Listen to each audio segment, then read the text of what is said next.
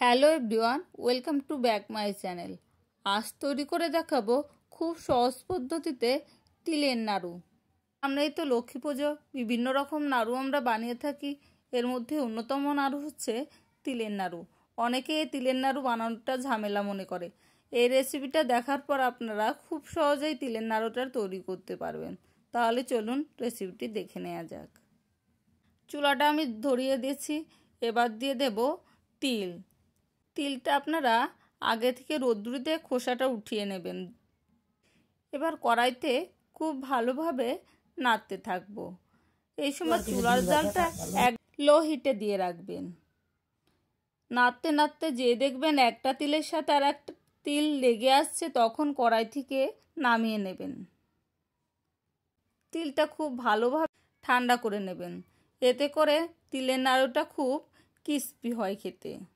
আর তিলটা খুব বেশি ভাজতে যাবেন না, এতে করে তিলের একটা তিতা ভাব চলে আসে। এবার কড়াইতে দিয়ে দিলাম কুসুরের গুড়।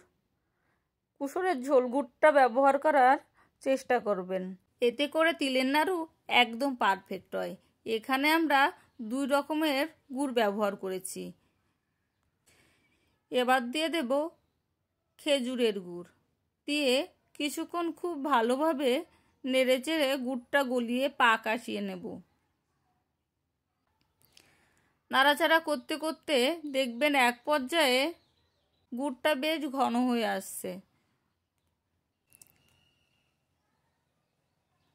আমার এই পদ্ধতি ফলো করে যদি আপনি তিলের নাড়ু বানান, তাহলে আপনার তিলের নাড়ু হবে একদম পারফেক্ট। এই দেখুন আঁশ উঠে আসছে। চিকন চিকন যেই আঁশ উঠে আসবে তখন তিল ঢেলে দেবেন। তিল পুরোটা একবারে ঢালতে যাবেন না, অল্প অল্প করে ঢালবেন আর নাড়বেন। নাড়তে নাড়তে খুব ভালোভাবে মিশিয়ে নিতে হবে। যখন দেখবেন কড়াই থেকে সেরে আসছে, তখন আপনি আর একটা পাত্রে নামিয়ে নেবেন।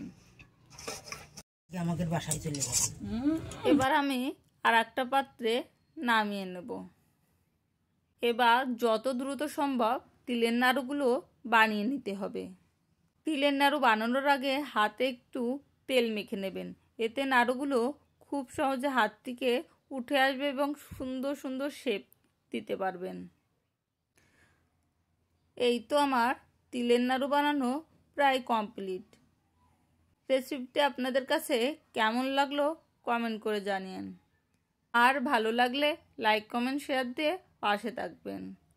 দেখুন কত সহজ বানানো, আর কোনো ঝামেলারও কাজ না, যে কোনো সময় বানিয়ে নিতে পারবেন। আর লক্ষ্মী পূজার সময় এরকম তিলের নাড়ু ঠাকুরের কাছে দিলে কিন্তু বেশ ভালো লাগে, আর খেতেও খুব ভালো লাগে।